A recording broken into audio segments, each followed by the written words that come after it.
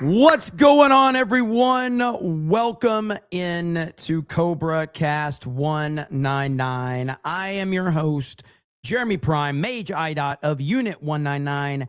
Happy to see all of you here on a Monday after an extremely busy, awesome weekend with MegaCon Orlando. Many of you in the chat, I got an opportunity to see, and it was awesome. Many of you I've seen many times, others for the first time. It was a crazy weekend. I know there's a lot of people that have been like, I need my CobraCast fix. I know. Trust me, it was an exhausting weekend. Cons are always exhausting, but for me in particular, I stress myself out as we get close to these because there's so much that goes into, planning all of this, putting this all together, and then hoping that it all works out. And it ended up being a nearly flawless weekend, but it's a miracle that it actually happened the way that it happened because there were multiple things that were working against us. And I'll give a quick recap of that, and then we'll catch up on a lot of the news, and I'll say hello to all of you in the chat. But the first things first, so we had, everything was kind of leading to the panel on Saturday and then the meetup on Saturday night. And of course, we did the Universal Studios ticketed event Friday night, which was super cool. Got to meet many of you. Still laughing, man. Sorry we never saw you, brother. I know he was trying to find all of us. We had 3 different groups at Universal Studios that night. So I didn't know who was with what group, but I was trying to get as many people as we could to interact with. So Friday night, we did the Universal Studios deal. And then that was a late night. And then Saturday morning, first thing, our panel. And 10:30 a.m., and you have to understand, MegaCon is the biggest convention in the country. Over 200,000 people will be at MegaCon or were at MegaCon this past weekend. It's the biggest convention. It's bigger than San Diego Comic-Con. It's insane. And so a 10:30 a.m. panel when the doors open at 10 is kind of a nightmare. It was kind of a nightmare. So we were panicking, thinking nobody was going to show up to this fucking panel. We had a huge 1,200 person room, and we were stressing out about that. It ended up having, the reason I was wearing sunglasses on the stage was because I literally could not see because the lights that they had shining on us were so freaking bright. I wanted to play that Trump clip where he's like, turn off the lights.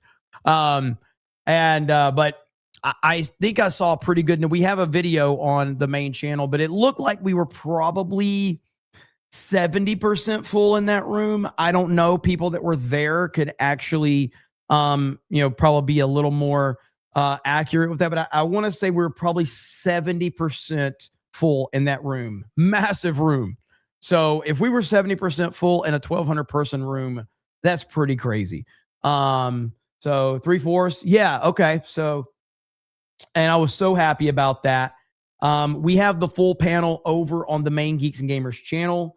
So if you're interested in checking that out, it is over there.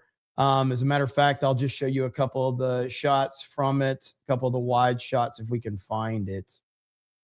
Like here's one of the shots right here of the panel room.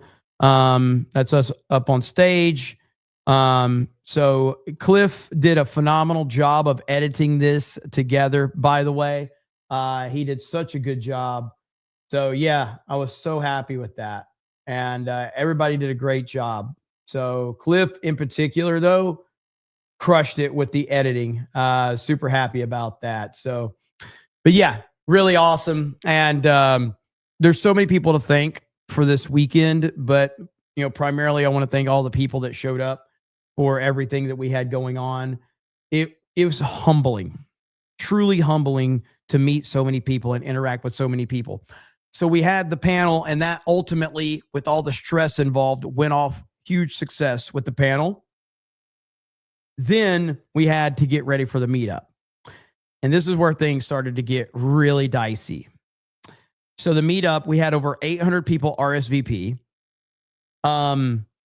Whether it was lack of communication, I'm not sure. It really doesn't matter. But once we started to see how many people were showing up for the meetup, our initial location of Pat O'Brien's, it was clear that this location was not going to be able to handle all of the traffic that was about to come to this place. And thank goodness for Universal for working with us. Thank the Lord, because I was not sure what was about to happen, but Universal worked with us. We shifted everything from Pat O'Brien's back to the Red Coconut Club. And that's a place that's not going to house the amount of people that we were having, but from a logistical standpoint, it was just going to be better for traffic to flow in and out.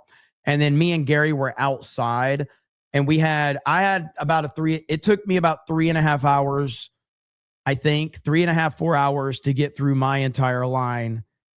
And Gary had a longer line than me even. And so I was in line for 3 or 4 hours and meeting everyone.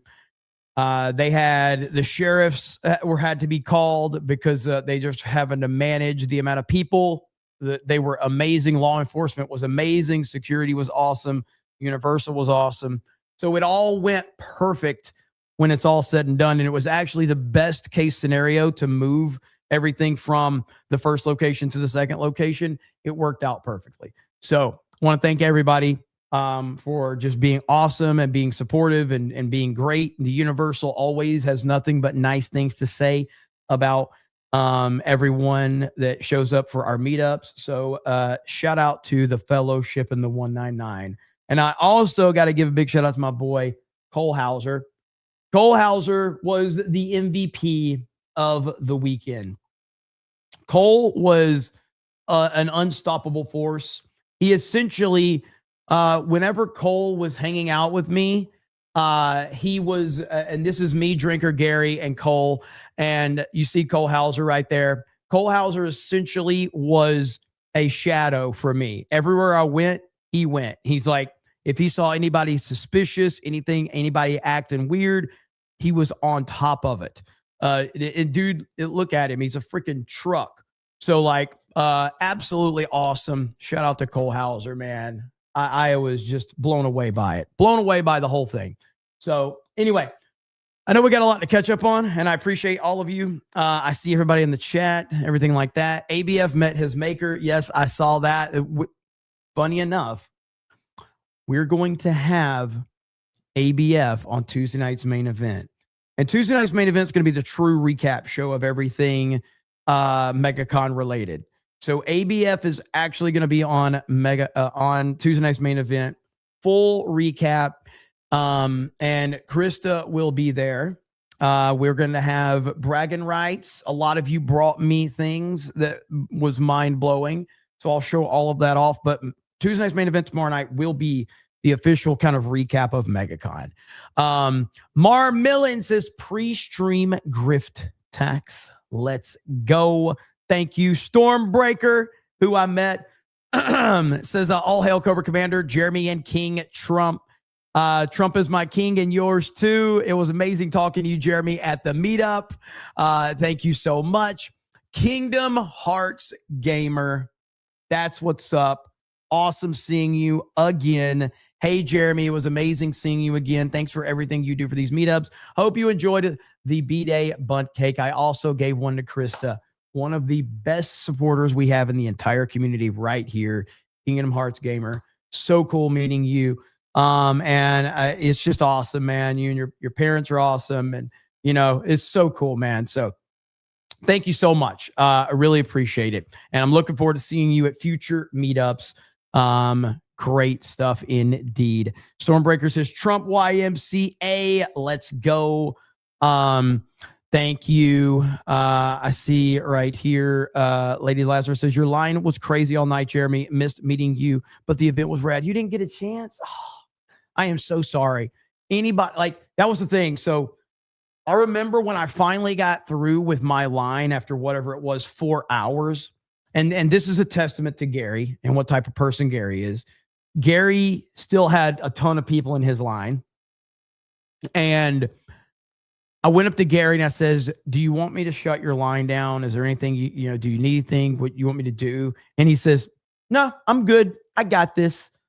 All right, Gary, always out there for the fans, man. So yeah, good stuff. But I am so sorry that I missed a chance to meet anybody that wanted to meet. We tried to meet as many people as possible. It was completely overwhelming. Cole Hazard says, hail Jeremy, D-Day Cobra is back. Yo Joe, praise Ara 199. Thank you. Laughing Man says, I got to see Jeremy for 2 seconds. I even chased you down a couple of times, brother. I was trying, Laughing Man. I was trying. But to be fair, Laughing Man, that is 1 second longer than the ladies say about me. So at least you got double the time that the ladies. So the ladies usually say it only lasts 1 second. So that's a kind of a compliment, okay, for you. John freaking Murdoch says, hey, Jeremy, welcome back. You sound a little hoarse. You got the con crud. I have to make up for all the streams I missed. Hail the 199. Hail IDOTS. Happy Jessica. I don't have con crud. But I am very hoarse because my just talking. I mean, I've been talking nonstop for the past 3 days to everybody. I've been entertaining people, even when we're at the con, we had, different creators in town. So it's just been nonstop, man. It really has. Even like last night, we got a little get together for like the FNT crew and everything. And so, but thank you, John. And by the way, I think that I deserve credit because ultimately I looked at the whole situation and I said, I want to save John freaking Murdoch some money. I want to save Laughing Man some money. I want to save everybody some money. So I'm just not going to stream for a few days. Okay. All right. So there you have it. All right. I want to save you guys some money. I deserve a lot of credit and a lot of super chats for thinking about you and saving you money. All right. So there you have it. Thank you, John freaking Murdoch. Let's see here. T Little says, thank God you're back, Tax. Thank you. I appreciate it. Let me see. Yeah, that's why you didn't stream. Hey, listen, somebody's got to make a sacrifice around here, okay? Candy T says, Jeremy, thank you for being so nice to my son at Universal. I think you may have a new fan. Hey, that's awesome, Candy. It was great seeing you. Thank you so much. Man, I am completely humbled by all of this. I know like I meme and everything like that, and we laugh and we joke and all of that, but I don't have a lot of like, it was truly a humbling experience. I don't have an exact number, but all I can do is judge it upon the sheer volume that I experienced. And I do believe this is the biggest meetup we've ever done. This is probably, this is probably the biggest panel. The reason that's hard to tell is because the room was so massive. But I think this is probably the biggest panel we've ever done. And that is, of course, working against, I heard Valiant Renegade talking about this. But, I mean, at MegaCon, if the doors open at 10 a.m., if you only have a Saturday ticket, some people can't even get into the building until like 11 o'clock. Then the Orange County Convention Center is massive. So it's going to take another, it's probably 20 or 30 minutes to find the room that you're going to. So it probably was the biggest panel. And if it would have been later on in the day, I think we could have maybe filled that room up. Maybe. So I don't know, man. Let me see. Let's see. It goes to show the impact you have on people. We love you, Jeremy. Well, appreciate that. Does Jeremy know we are paid sponsors? Yes, of course I do. That's why I work for you guys. Alex, my brother Alex, finally got to meet you and your family. Super awesome. Man, just talking to you and your parents, it was like super awesome. Obviously, Alex, is dealt with a lot, with, his health and everything like that. And it was super like moving to meet you. And then it's the perfect kind of representation of the fellowship and the 199. Meet Alex, and then meet his mom, and his mom is just like so emotional. She's tearing up. She's thanking me for everything we do, for involving Alex and everything that we do. She's so thankful, and I'm sitting there like getting emotional hearing her talk. And then I turn to his dad, go to shake his dad's hand, and his dad just insults me. Like, freaking perfect, dude. It was freaking perfect. Like, we had this emotional moment with the mother, and she's being so nice and so appreciative. And then I turn to the dad, and the dad just insults me. I'm like, yes, this is perfect. This is amazing. So, yeah, it's really great. Really great. Magnum Norris says ABF met his maker. Yep, we will talk about that. Let me show you that real quick for those that may not have seen it. And again, we'll have ABF on Tuesday night's main event. Alec Baldwin's finger met Alec Baldwin, and they're both holding up a number 1, while ABF is rocking a 199 shirt and a Nerdrotic hat. The perfect picture does exist, and it's right here. This is the most perfect picture on the internet.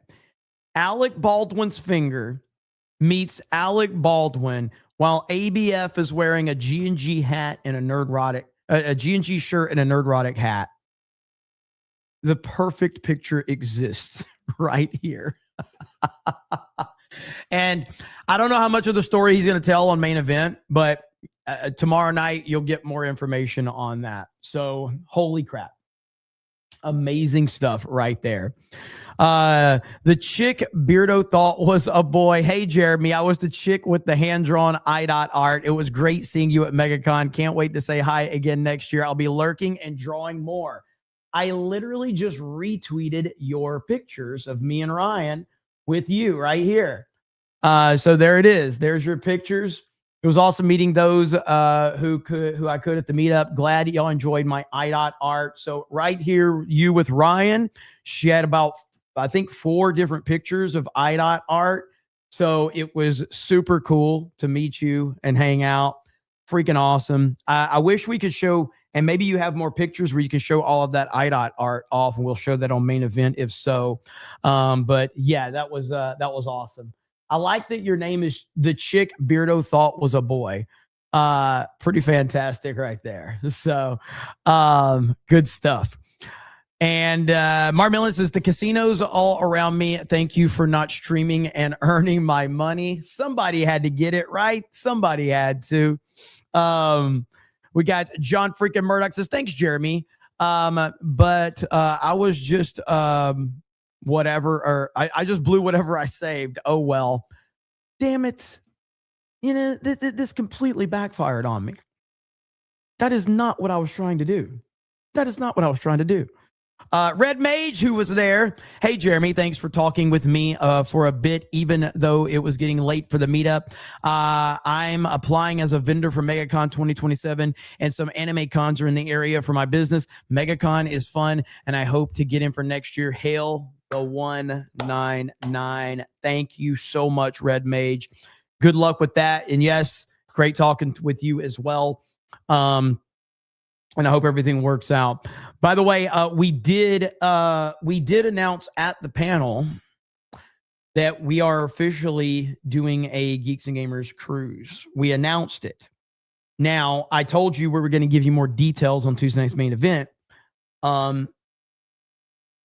MegaCon then the very next day announces the dates for MegaCon 2027. It's kind of a problem because we were shooting for April of next year for the cruise, and MegaCon is in May. Oh, like they keep moving it around. They keep moving MegaCon around, and it's throwing everything off. we were anticipating that they were going to move MegaCon back to February, but now we can't do May and April. Like, we can't do them that close. So we're kind of have to go back to the drawing board. We're going to do both, but that threw us for a loop right there. I hate that they're doing it in May. I hate this idea. I don't want it in May. I think it's a terrible. Here it is right here. Okay, she just posted these. Here it is right here. Here's her IDOT art right here. Here, I'll retweet it. So here's her IDOT art. That's freaking crazy. Look at that, man. That's what's up. So good. So good. But yeah, so with the con being in May now, that's really thrown a lot of people off, like right here. So right here, May 20th through the 23rd. That's when it was announced right there. May 20th through the 23rd, 2027. That threw me for a loop. I was not prepared for that date, but you know, it is what it is. So we will figure everything out. May in Orlando is a fucking nightmare because of the weather. Like, it's going to be so hot and so humid. It's going to be brutal. It's going to be brutal. So anyway, we'll figure all that out. We'll figure it out. Piano Dean says it's coincidental.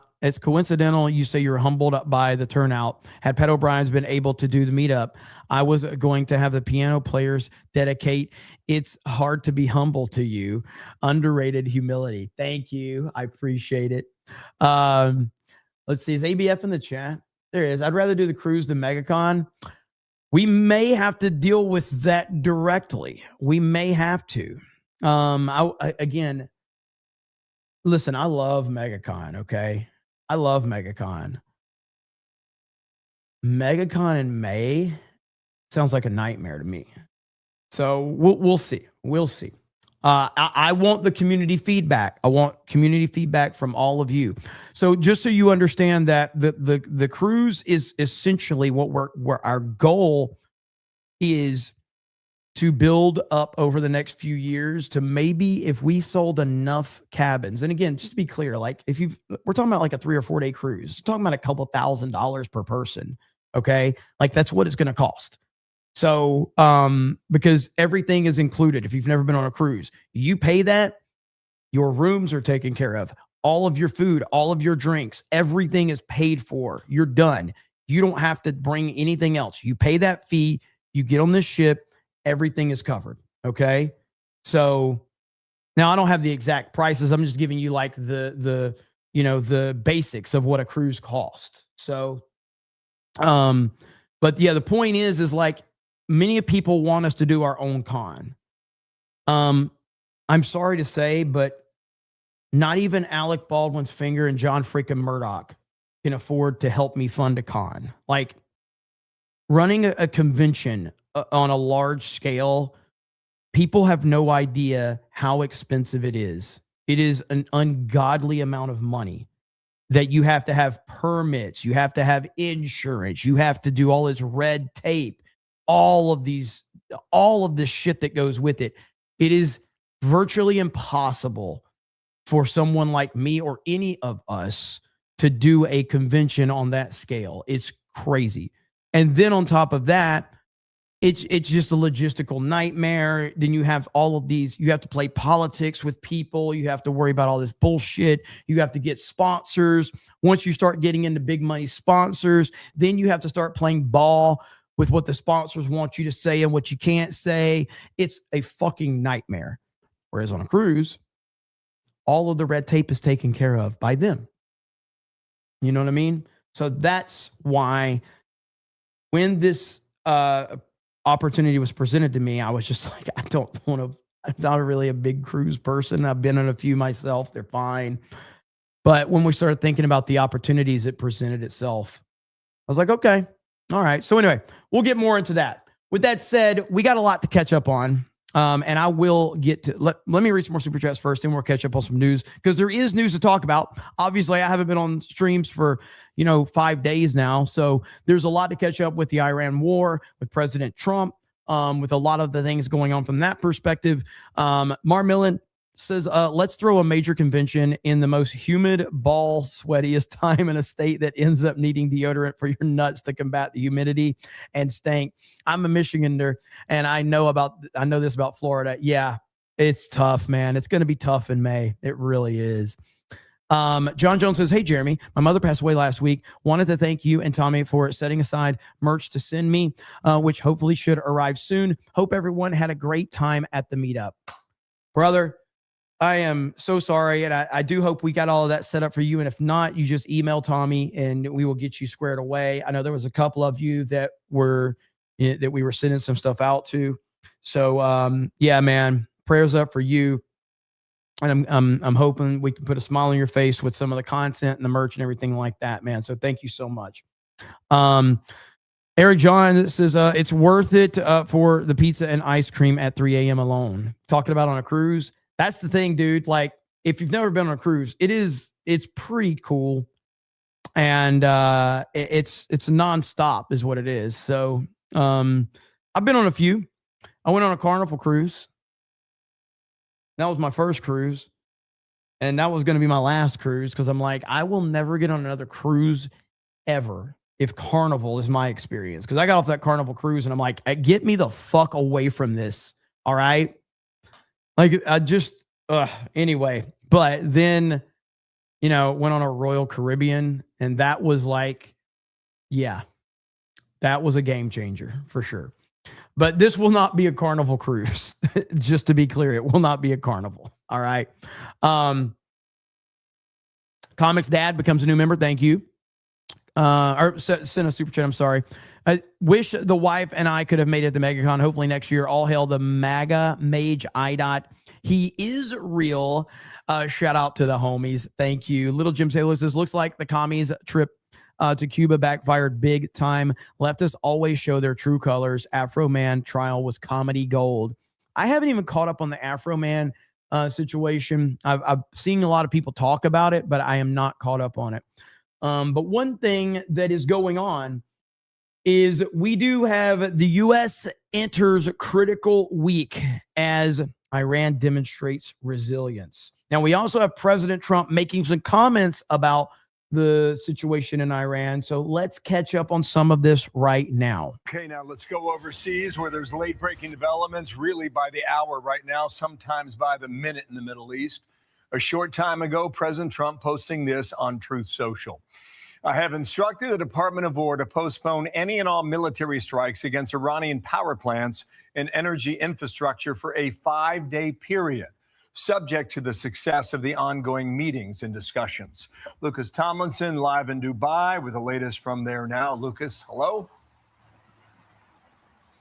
Good morning, Bill. And over the weekend, President Trump had given Iran a 48-hour deadline that was set to expire at 7:44 p.m. Eastern time early tomorrow morning here in the region. But after that True Social post that you just read, Bill, President Trump now extending that deadline 5 days, perhaps after the markets closed, after he said he had good and positive discussions with the Iranians. Now, the Iranians denied that any kind of discussions took place.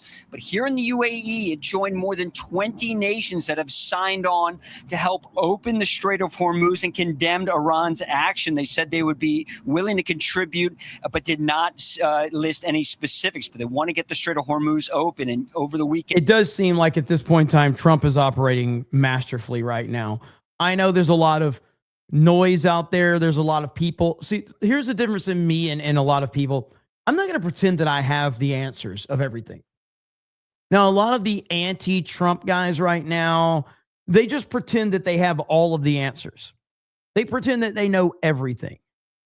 And I'm just like, you don't know shit. Neither do I. None of us knows what's actually going on right now. And admitting that is the true, credible thing to say right now, is that I don't know exactly what's going on right now. There's no way I can know what's going on right now. What I do know is that Donald Trump has been the single most important political figure in the world for the past decade. And he has earned my trust. He's earned my trust by doing the job over and over and over again and following through on the things that he says he's going to do. So he's earned my trust. I'm going to support him. And U.S. forces did not get the weekend off, Bill. And now it's over 8,000 strikes hitting targets deeper now inside Iran, including destroying more of Iran's one-way attack drones. Though Iran's still averaging over 60 drones and over 24 ballistic missile launches each day throughout countries in the region, more than 3 weeks into this war. And just a short time ago, as American-Israeli airstrikes continue, the air tasking order or starting lineup in layman's terms, Bill, will be without the USS Gerald R. Ford. She just arrived in Crete earlier today in the Eastern Mediterranean after a fire on board in the laundry room. She will be replaced by the USS George H.W. Bush, getting ready to set sail in the coming days from Norfolk. And the USS Tripoli Amphibious Ready Group should be arriving here in the Middle East in the coming days with over 2,000 Marines on board, and an equal number in the 11th Marine Expeditionary Unit aboard the USS Boxer should be here in about a month after leaving San Diego in the past week. Now, there's also indications based on plane spotters that elements of the 82nd Airborne Division, probably the Alert Brigade, have arrived here in the region based on flights, cargo flights from Fort Bragg and likely also Fort Campbell. That's also home to elements of the 18th Airborne Corps, of course, 101st Airborne Division. Bill. Lucas, thanks. Nice to see you again. Dubai, Lucas Tomlinson, Dana. For more on this, let's bring in Fox News contributor Dan Hoffman, of course, a former CIA. This is a way to avoid a bigger war. Yeah, I mean, it's that, and it's cutting off so much of China's access to oil, and there's a lot of layers to this. This is not a simple cut and dry, like this is what Trump is doing, and it's not as simple as that. This is a very layered situation that is playing out right now that will have ramifications for long after. Because listen, you can say whatever you want about Trump, okay? But there's a couple of things that are objectively true about Donald Trump. Donald Trump is a big fan of Donald Trump, okay? I think that's pretty given. Donald Trump loves Donald Trump, okay? He also loves America. He also wants his legacy to be unmatched, all right? That's what he wants. He wants his legacy to be unmatched. In order to do that, do you think, a lot of people don't understand that tough decisions require tough men, all right? Weak men don't make tough decisions. Tough decisions are all about not letting the noise and the emotionally weak get to you. That is the definition of true leadership at any level. And right now, Trump is at the highest level. So when you're at the highest level and you are making tough decisions, you're going to deal with the most people being emotionally broken over it. Simple as that. But the tough decision has to be made so that people that are as retarded as the people that are crying about this will still have the ability to cry about this shit into the future. They're too stupid. They're too emotionally weak to understand that Donald Trump is literally fighting to allow them to continue to be the retards that they are. They don't understand it. It's amazing. Chief of Station.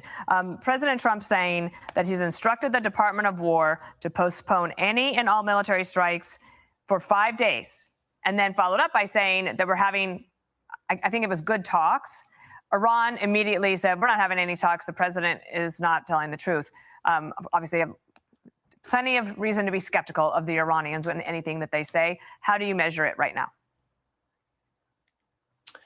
Well, the United States and Israel have decapitated Iran's leadership, destroyed much of Iran's ballistic missile capability, their drones, and targeted Iran's nuclear facilities. However, Iran has demonstrated the ability to continue to launch drone and missile strikes, including at the Diego Garcia base, at a distance farther than many thought Iran was capable of launching. And Iran has closed the Strait of Hormuz. And I think for every moment the Strait of Hormuz is closed, that's Iran's regime demonstrating their resilience. What they're telling us by doing that is that we can bomb them into oblivion, decapitate their leadership, and force them to go deeper into their security apparatus. Somebody's in the chat begging to be a mod. Epic Mike says, mod me or I'm saying the word on Tuesday night's main event. Who is this guy? I don't even know who this guy is. Like, are you just trying to get attention? And by the way, like, let's be clear. I unmodded you because somebody sent me, like, Josiah sent me like $100. So, like, just the rule is like the only way I can mod you back is if somebody sends $100 and says to mod me, mod Mike. That's the only way. I wish that I could do. If I had the ability, Mike, I would mod you right now, brother. But the rules of the internet says, since Josiah sent like $100 to unmod you, I can only remod you with $100. Like I'm just sorry, brother. Sorry. And we know nobody around here is going to send that shit. To find new leaders, but they're still standing. And they will want to dictate when this war ends, how it ends. And at the heart of it, Iran doesn't want to negotiate with the United States, at least there's no evidence that they want to, about their ballistic missiles nuclear program and support to proxy terrorists. That is the reason why the United States got into this war at the very beginning. So, look, this is going to be a critical. There's Cole Hauser. He says you can, all right, yeah, we can mod you. Yeah, Cole, here you go. There we go. Yeah, no problem, Cole. Appreciate you, man. Week for us, clearly. We'll stand by for evidence that any discussions are happening, but how the war ends will be as important as how it began and why it began. All right, well, let me show you. You mentioned the United States being able to eliminate many of the notable Iranian leaders. Let's put them on the board. So here's all of them. And yet they are still able to make decisions. And one of those decisions was to launch these missiles. I can pull up this map here. You mentioned Diego Garcia. So that's way down in, I believe, would you call that the Indian Ocean? Am I correct?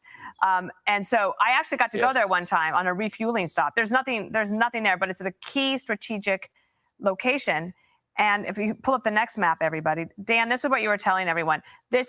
Iran is much more capable, apparently, and we don't know how many they have, of being able to reach other places. So in some sense, Iran could widen this war quite a bit. They could, and there's still more that they could do, and our intelligence community has to be on high alert for Iranian cyber attacks. Now Laughing Man's mad at me. Laughing Man's been mad the whole weekend. He lost his earbuds. He couldn't hang out with us at Universal. Now he's just done completely. Laughing Man's pissed. So, all those things, Jeremy, you have the pass from me for life. Look at there. Let's go. Against our critical infrastructure.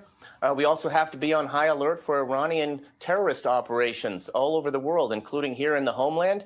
And remember that the leader of al-Qaeda, Saif al-Adil, has been enjoying sanctuary in Iran. So we have to be on high alert for that as well. Let me ask you one other thing. Mark Rutte, who is, of course, NATO Secretary General, talked to Shannon Bream yesterday, saying that he thinks that the allies will join. Proof they were escalating for decades and lying about it. I like how the people out there that are critical of this are like, well, Iran has been telling the truth the whole time. Like, so you're just going to blindly believe Iran and Iranian state media. That's the level of TDS that you have at this point in time where you're like, yeah, Iranian state media said, like, holy crap. Okay. Together and help us watch. European allies and partners all over the world have used the last couple of weeks to make sure that we come together, that they started planning to see what we can do collectively as allies, as partners of the United States at the moment that's possible for the Strait of Hormuz to open up, and therefore answering the president's call on this. This guy's been crying all fucking day. Oh my God. Jeremy blindly believes the war is good, lol. Yeah, I mean, I guess if you eliminate the entire comment of me saying, I don't like that we are in Iran, I don't like that we have all of these military actions going on, but I'm going to trust Trump to know that he has more information than me. Like, the nuance doesn't exist for these fucking retards. Like, I've said this multiple times, that I don't like the fact that we're involved. I don't like that it's going on, but I also acknowledge that I don't have all of the answers.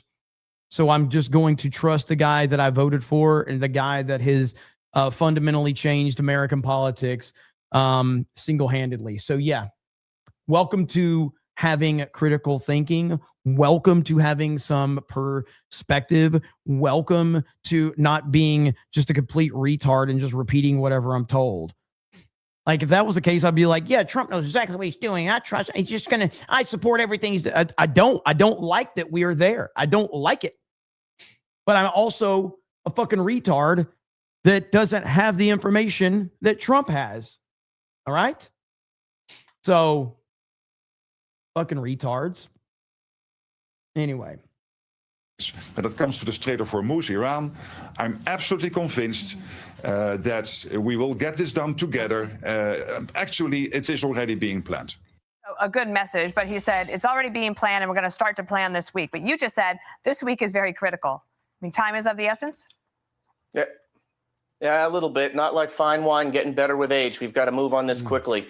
Iran wants to fight their war of attrition against us and drive up the price of this war for the United States and the rest of the world and our allies in particular with high. Mossad is trying to silence me. Follow the money. Follow the money. Jeremy, is very easy to see what's going on.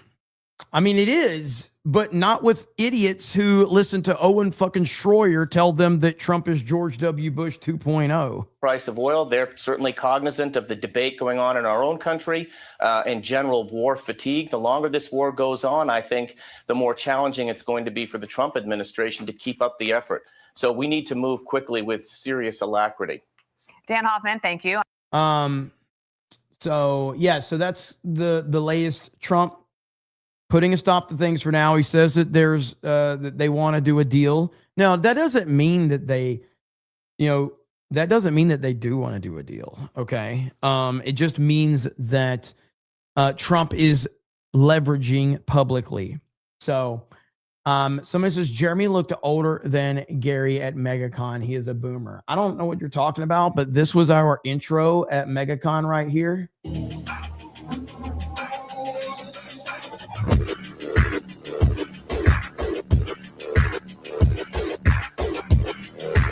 Yeah, this was us entering for the panel at MegaCon right here.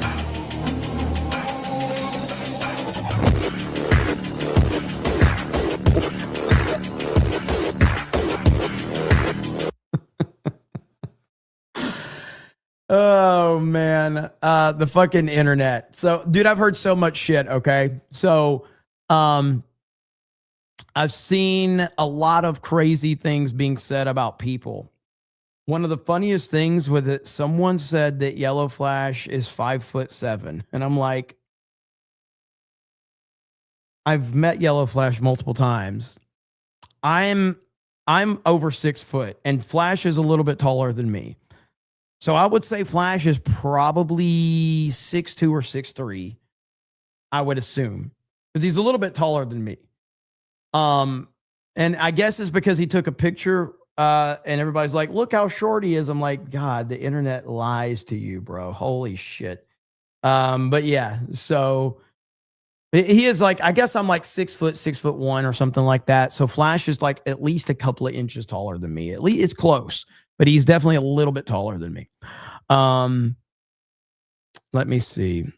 I look short. That's the thing, is when people meet me in person, they think that I'm short. Like, and then they meet me, they're like, you're so much taller. Jeremy being pro-war is wild to see.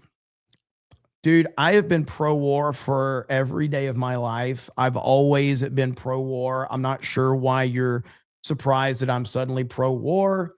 I mean, whenever I was serving back in, the Modern Warfare 2 days, and the Black Ops days, in order for us to get lobbies, we needed to have a war going on. So I've always been pro-war. I needed the war to happen in order to get into the lobby. Without a war, we don't have a fucking lobby. So, like, I don't know what the fucking problem is here, but I've always been pro-war. Is that like, because if there's no war going on, I don't have a fucking lobby to get into. Like, I want there to be a fucking lobby so that I can fucking play a fucking game, So anyway. Modern Warfare 2 shaped us. That it did. To upset, and again, I want to upset the anti-Israel crowd by playing this video because she has the Israel necklace there. So we're going to play this just for the anti-Israel crowd. If you spend too much time on Twitter or get your news from the liberal mainstream media, you may have gotten the impression that the president's supporters are abandoning him in droves over Operation Epic Fury, his war to prevent your grandchildren from having to face off against a nuclear-armed Iran. Our hapless president has been dragged into this war against his will by the nefarious Bibi Netanyahu, according to people like Tucker Carlson, Marjorie Taylor Greene, Megyn Kelly, and now Joe Kent, a counterterrorism official who resigned this week amid an FBI investigation into his penchant for leaking government secrets to Carlson. I know it's the Star of David, but do you understand that every time somebody sees her with this necklace, they go fucking crazy? Like, have you seen it? I've shown her before, and the anti-Israel crowd loses their freaking mind every time. Oh, look at her necklace. Oh my God. Like, they are retarded, okay? They are fucking crazy. Has betrayed everything he once stood for, they say, and all the young people know it. In light of their opposition to I'll start wearing the fucking necklace now just to piss people off. I'll get a damn hoodie made. All right? Trump, the mainstream media has been only too happy to amplify these characters.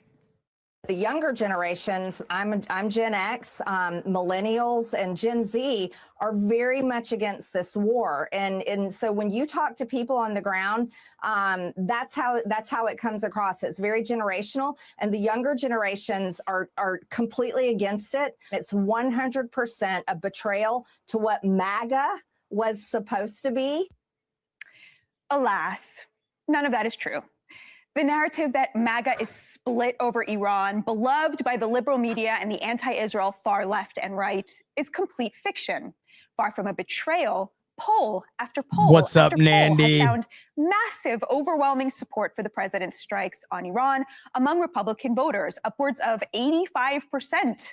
An NBC poll of voters who backed Trump in 2024 found 90% support for the war in Iran and a 100% approval rating for the president. Now, I personally have always believed in every poll that I have seen, so I am being consistent right now by saying that these polls are 100% accurate. There is zero flaw. I've always been a big believer of polls, of talking about politics. I have never questioned any of them. I've never questioned the authenticity of them, and I'm not going to do that today. There you have it right there. 100% support for President Trump. Zero flaws. A new poll even asked point blank who Republicans trusted more, Kelly and Carlson or the president. The results were pretty decisive. 84% for Trump, 6% for Carlson. Womp womp. That's what we learned about America this week. The would-be emperors and kingmakers of the far right have no clothes. The war in Iran hasn't just taken out Iran's ballistic capabilities, it's nuked the fiction that these media personalities on the right wield any power. The podcasters, content creators, and YouTubers and Twitter personalities who claim to represent MAGA actually do nothing of this. Well, again, it kind of goes back to this thing that I've been talking about for a while. And we are now so decentralized, which is a good thing. We are so decentralized with the way that we take in our information and we get our news that it's kind of impossible to get a true gauge. And it's not just in politics. It's within entertainment. It's within everything right now. And having a decentralized media is a good thing. It's a very good thing, but it also creates narratives that are out there that can kind of distort your reality. I remember Clay Travis said this a long time ago, and it's now more true than ever before. But he said Twitter is kind of like one of those carnival fun houses where you have all of those mirrors that distort reality. And some of you probably know what I'm talking about. But when you go into one of these carnival fun houses and it has all these mirrors and it just distorts everything you see, and you can't really tell what's real and what's not. That is what Twitter does to you on a media scale, where you truly don't know what's actually going on at times, especially if you listen to certain people who are trying to approach it from a standpoint, not trying to be honest about anything. They have an actual agenda to push forward. And that's just not what I do. Whether it's talking about nerd stuff or entertainment stuff or politics or sports, I just try to give perspective. That's all I can try to do. Doesn't mean that I'm right. Doesn't mean that I'm wrong. It means that I try to take a step back outside of my own opinion. And a lot of times people get mad at me on the internet when I talk about this shit. When I bring up, like, when we go into like the movies and the video game stuff, and they're like, I'll bring up statistics and data from like IMDb or, different websites, Metacritic. And they're like, oh, do you believe these? I don't believe them. I'm just using that as a frame of reference to say, like, this is the reception of this. This is how this thing is perceived. It doesn't mean that I personally like it more or less. And it doesn't mean that that should be the gospel, but it is good guidelines to kind of see where people fall on that stuff. So we're seeing that right now with all of this stuff going on with the Tucker Carlsons and Megyn Kellys, Candace Owens, all of that. They are influencers with no influence, not on the president nor on his followers. The podcast wars, as they've been called, have always been more a media turf war than an ideological one. Many seem to have decided that the way to try to grow their audience is to go down the same road as Nick Fuentes and Candace Owens, podcasters with big audiences whose antipathy extends beyond Israel to all Jews. But unlike on the left, our compatriots on the right have absolutely refused to buy in. Support for Israel is rising among Republicans. Even people who get their news from podcasters overwhelmingly back the president in Iran. It turns out people who make money off of online engagement are not the best arbiters of where the American people are at. Sure, they get millions of views online, but the internet is available globally, and our enemies are only all too eager to try to undermine us by aggressively engaging with anti-American content. You can learn a lot. Well, again, I'll repeat what I've said about my theory on this is that the more that the mainstreamers have become part of the online independent media world, the worse that the independent media world has become. When the independent media world, 5, 6, 7 years ago was where it's at, and even going back to 15 years ago, it was an awesome place. But now that we've seen tons of these mainstream personalities, they've basically brought that mainstream cancer into the independent media sphere. They have a lot more funding. They have a lot more money for advertising, for high production value, all of that. And they basically are saturating the market, and because they have the funding and the backing to do it. And I did theorize that maybe there's a little more to this than we know. Maybe there's a little more. Maybe Megyn Kelly and Tucker Carlson and Don Lemon and Candace Owens and all of these people, maybe they have a lot of funding behind them from the mainstream, with this idea that they're no longer part of the mainstream, to create this illusion that we're just one of you now. We're just one of you. We're just an independent content creator with a couple of people on staff. But the reality of it is maybe they have a fuck ton of things behind them, funding them, pushing their stuff, with this illusion that I'm just a little old guy like you. I'm just like you in your basement making stuff. Seems like that is really taking over a lot of this sphere. A lot more about what's really happening in America by going to church or sitting in a bar and talking to your neighbors for half an hour than you can on Twitter. Here to discuss is Ben Shapiro, the undisputed victor of the podcast wars, co-founder of the Daily Wire and host of... Speaking of people that are funded massively, but he's just like you guys. Little Ben's just like you. The Ben Shapiro Show. Ben, thank you so much for joining me. No, thanks for having me. So Ben, tell us what the podcast wars mean to you and how you won. So, well, first of all, thanks for the softball. This is about to end here in 10 seconds. That's what I say to the ladies too. But anyway, Ben has not won the podcast wars. Do you know who won the podcast wars? PewDiePie. Now, I know you wasn't like labeled as a podcaster. PewDiePie won. He won the internet. Okay. That's who won the internet. PewDiePie won the internet. Ben Shapiro is actually getting crushed right now. Joe Rogan won the podcast wars. Candace Owens right now, regardless of what you think about her, Candace Owens is winning the podcast wars.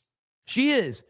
Nick Fuentes kind of won the podcast wars because they tried to silence him across the board, and it's only made him more and more successful across the board. So, but anyway, that's that whole video that we reacted to right there. It's very interesting, but I am now more convinced that this mainstream infiltration of the independent media sphere.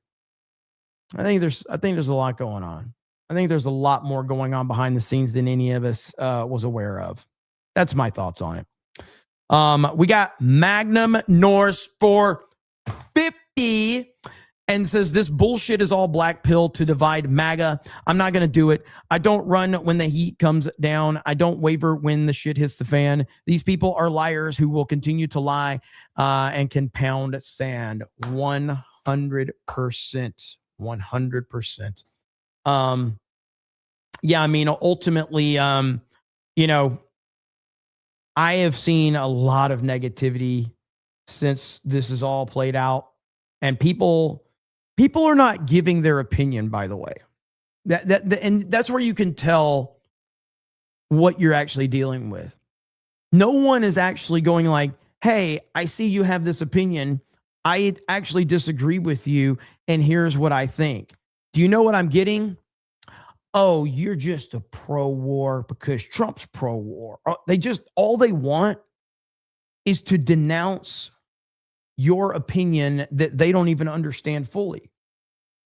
And that their whole idea is not to create a conversation, not to create any back and forth. No. Their whole idea is to just go, I'm going to try to shame you for your opinion so that you can denounce Trump or whatever. It's not about, like, it's not even a real conversation they're trying to have with you. And that's exactly what you can tell who you're dealing with at that point in time. Where if somebody comes in the chat, you know, or my comment section afterwards is like, hey, Jeremy, I know you've been supporting Trump for a while and, respect where you're coming from, but here's where I disagree. Boom, boom, boom, boom. And I really like your thoughts on that. That's a conversation that I am willing to have with someone. But if you're just coming in here crying because I have an opinion that you don't like, I don't fucking care. I'll just laugh at you and monetize you. That's it. Because it's fun. Magnum Norris for 50 says there isn't a MAGA war. There's a bunch of people who jumped on the MAGA train, correct, when their pockets got small, a la Joe Biden. Now they're jumping off the MAGA train because they don't like seeing what needs to happen. 100%. I mean, it's just so easy to look at what's going on, but there's also a lot of people that are just so easily influenced. By the way, I'm glad that nobody wanted Mike to get his mod back. That makes me happier than anything right now. That makes me so happy. Mike doesn't deserve a wrench on this channel, if I'm being honest. John Jones says Trump brags all the time about Iran being broke in his first term, and it's true. If Biden hadn't erased the sanctions on them, among other things, I don't think these operations would be necessary. Comics Dad says, I'll take a wrench too at 90% discount if you don't mind. Sorry, Mike. Just how things work around here, I guess. Only DEI panelists, not DEI mods, apparently. Mark Millen says, even if the statement were true, you blindly trust war is good. How is trusting Iranian state media or China state media a good thing in any sense? It's a retarded argument. Correct. It is. Linko Kenobi says, Jeremy, you're famous. I wouldn't go that far. What I am good at is hanging out with famous people like Critical Drinker and Gary. That's what I'm good at. 8 o'clock says, I may not like the Iran war, but I like that this conflict has shown how many snakes are in America with all the popular political people supporting Iran. Correct. Magna Norris says too many dumbasses are allowed to vote. You could have just said women. Magnum Norris says too many people who never heard or seen war like to talk about it. They don't know shit. Marmellon says your 7,000 shekels will hit your account later for your pro-Israel coverage. Mossad approved this message to you, Jeremy Grigstein. Thank you. The necklace stays on wood, says Epic Mike.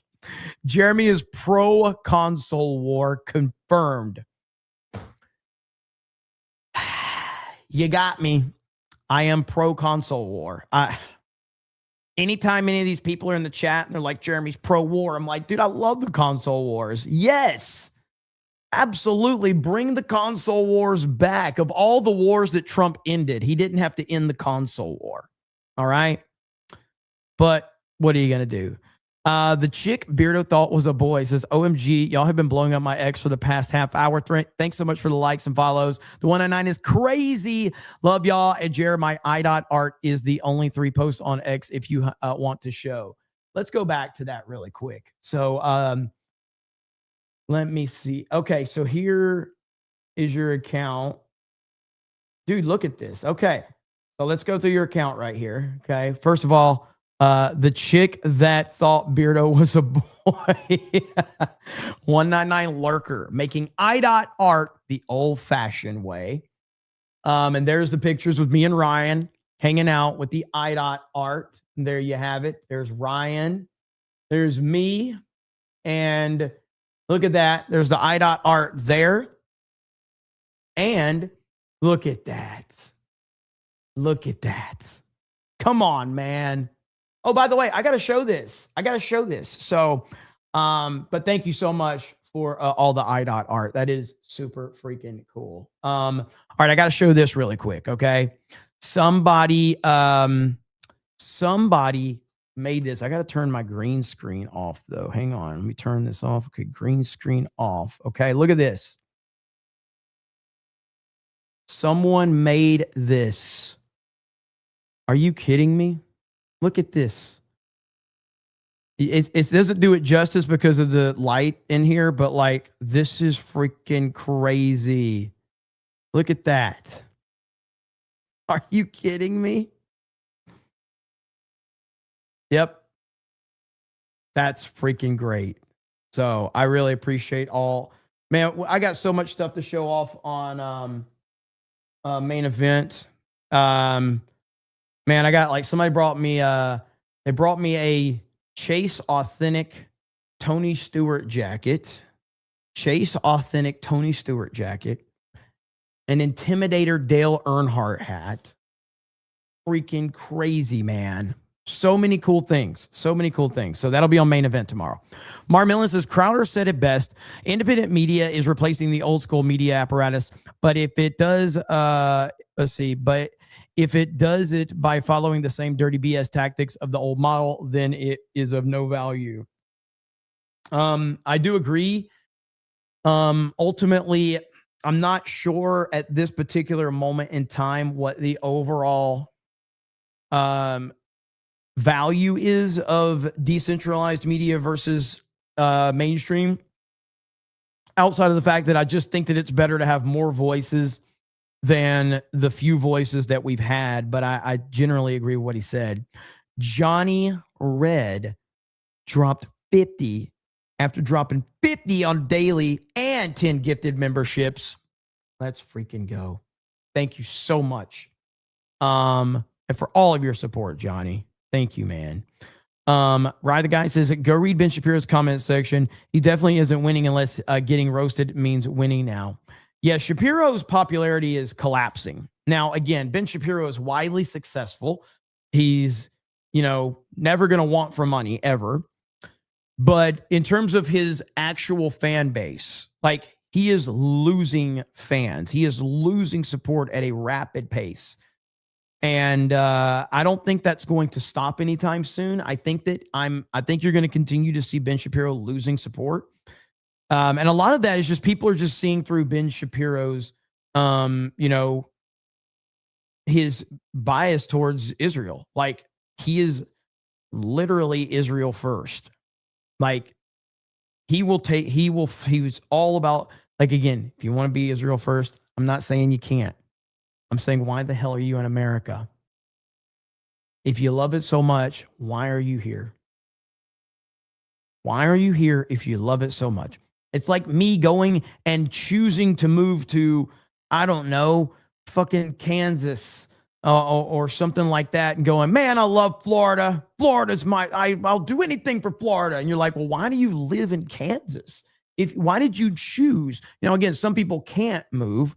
Ben Shapiro clearly has the resources to live anywhere he wants in the world, but he chooses to live in America, yet talks about Israel all the time.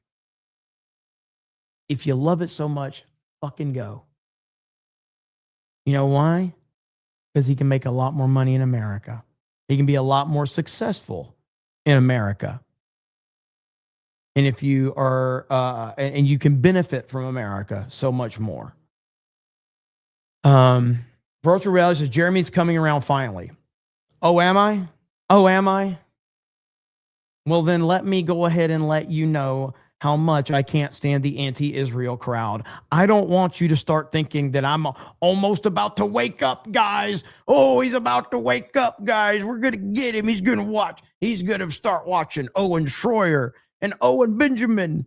Oh, we got him, guys. No, you don't. All right? No, you fucking don't. That just shows you, like, I spend all this fucking time bitching about the anti-Israel crowd. I say one thing critical of Ben Shapiro, and they're like, hell yeah, Jeremy's there, boys. It's like, holy shit, man. Is that all it takes for the anti-Israel crowd to support you? Just go like slightly kind of gently criticize Israel, and they're like, I forgive everything he's ever said, man, because he said one thing that I kind of almost agree with. This guy gets all my support. Take my money, bro. Fuck. Talk about emotionally weak people.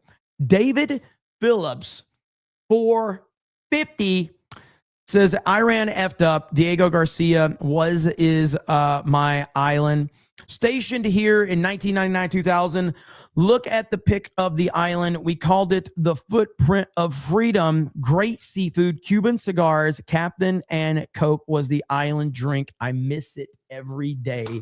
Hail to you, David Phillips. I missed all you guys, man. Look at that. Night Saber says, dude, I was there 2004, 2005. DG was great. See there, David? You got people in the chat. There you go. Good stuff indeed. So David's already got people responding. And again, it's just been great to get back on the grind, talking to all of you.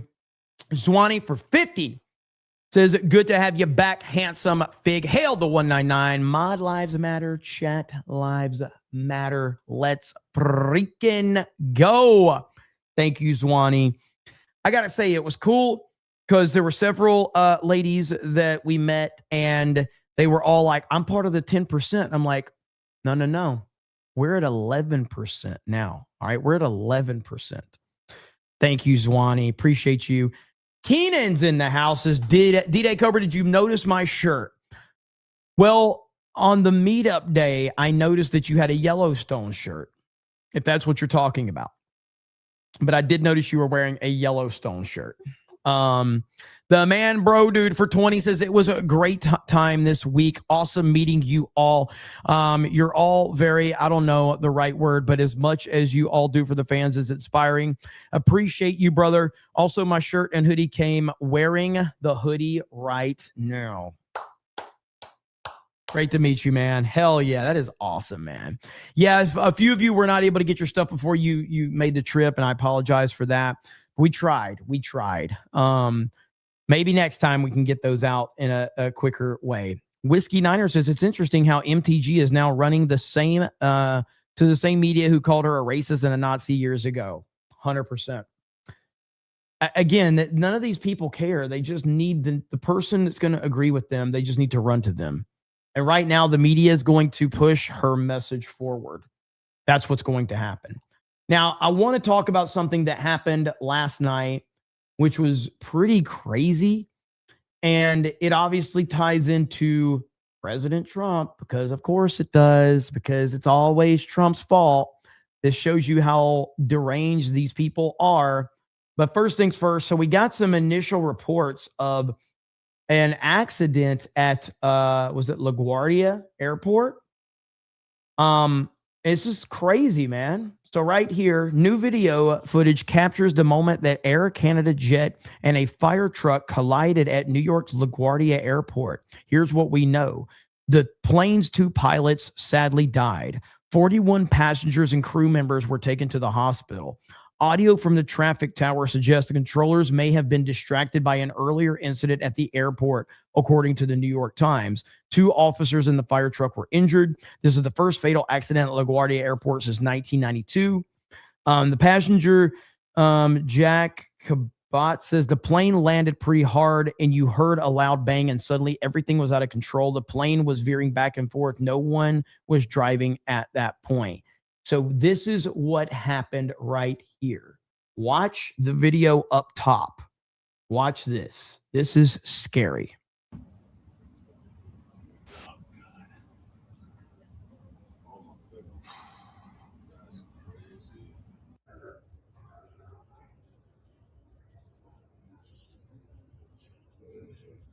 Holy crap.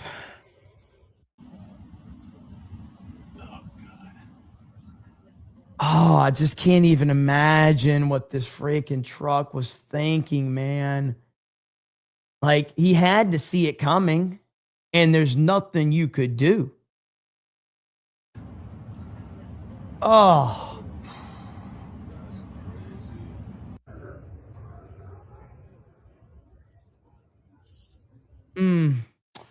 Now, of course, you know, it's Trump's fault, though, because, of course, it's Trump's fault. Here's Smash JT. Says, dude really just said that the plane collided into a fire truck at LaGuardia, that it's Trump's fault. Holy shit. TDS really needs to be studied.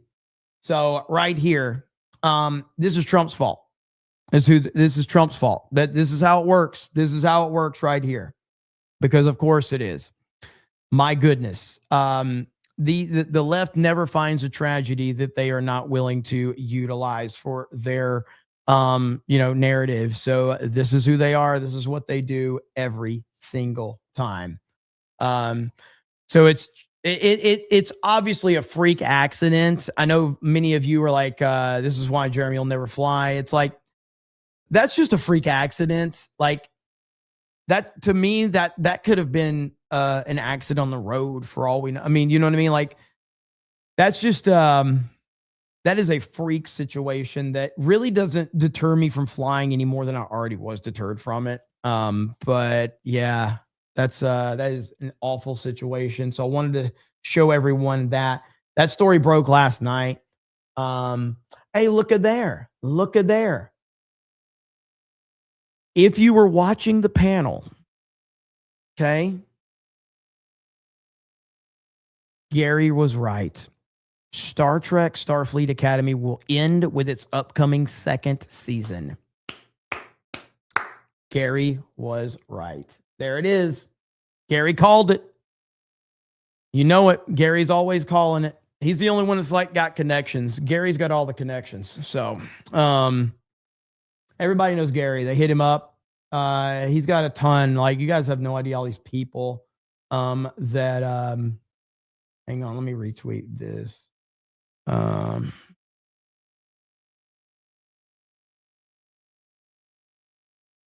Called it. See. Here we go. All right, retweeted. JJ says, big respect, Jeremy. Hell yeah. Thank you. I appreciate it.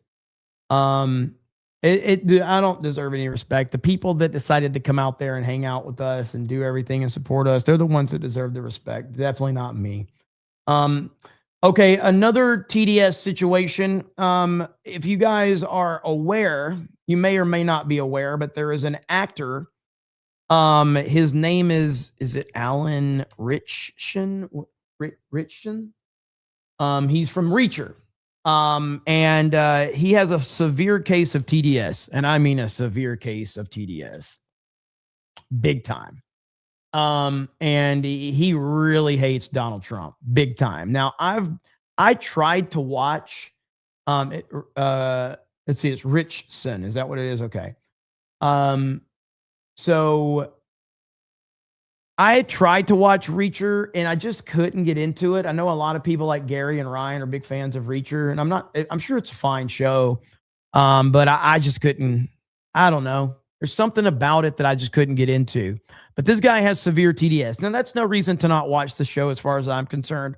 I watch a lot of content with people that hate Trump and all of that. So that's neither here nor there. But I like to point things out like this because this guy who goes after Trump and Trump supporters all the time now is caught up in some controversy. TMZ obtained footage of Trump-hating actor Alan Richson, who poses as a Christian, beating his neighbor in front of 2 kids. Now, I've watched this video a few times. It's really hard to understand what's going on. I will say, if you've ever seen this dude is like insanely jacked. He's huge. He's a freaking beast. So like, I don't know who the fuck would mess with this guy in the first place. I'd get the hell away from this guy. But either way, we're going to play the video. It's hard to tell what all's going on.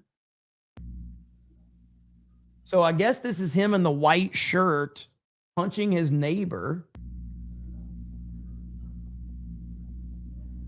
in front of kids. Like, there's a couple of kids. Whose kids are these? And then why did you turn? Okay, here's what's crazy to me. Because if you're telling me nothing about this, okay, if you're telling me zero about this, I'm seeing this video and I'm thinking this is off of the set of a movie. That's what I'm thinking. Because Alan Richson punches this dude a few times and then turns his back to him. That is crazy to me. Even being a big dude like he is, turning your back to a person that you just punched is fucking crazy. So I'm thinking this looks like a scene from a movie. This looks like a scene from a TV show. You got 2 kids just sitting on bikes, just watching this, not reacting. It's wild.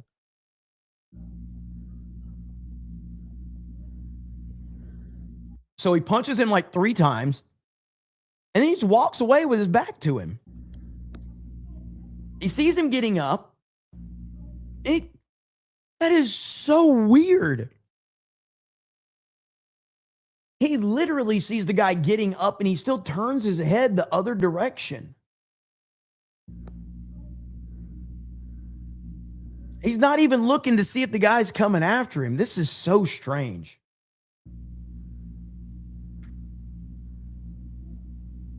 Okay. And I still got some he's still not looking behind. Like this guy is literally walking behind him and he's not even looking. Like, if you remember, there's the scene in The Dark Knight Rises has been memed on a lot. It's when Batman comes back to Gotham and he's fighting all these guys. And like, there's these guys that are just like sitting back behind him, waiting for him to turn around so they don't approach him. That's what this shit looks like. This guy looks like this is a set of a movie and I'm waiting for him to turn around, so I'm not going to attack him. Let's see. Jeremy, a lot of people probably already said so, but the sound recording of the panel was awesome. Finally got it figured out. Hey, you got to thank Cliff Fix for that. He's the one that handled the whole thing.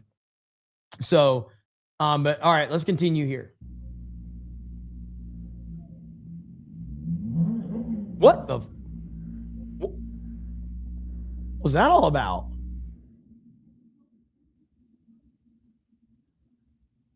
What the hell is happening?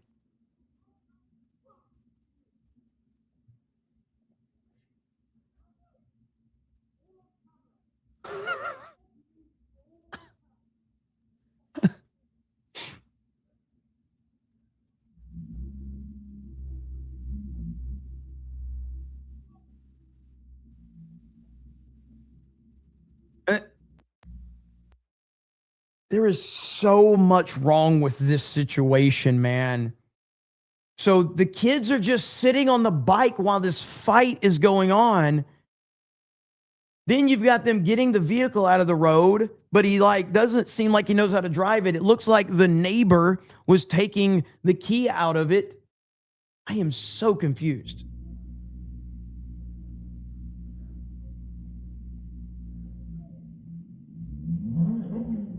What is happening right now, man?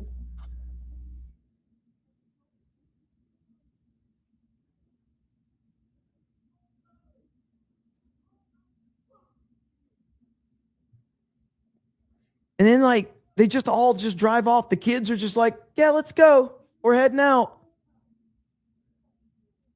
What a strange dynamic, man.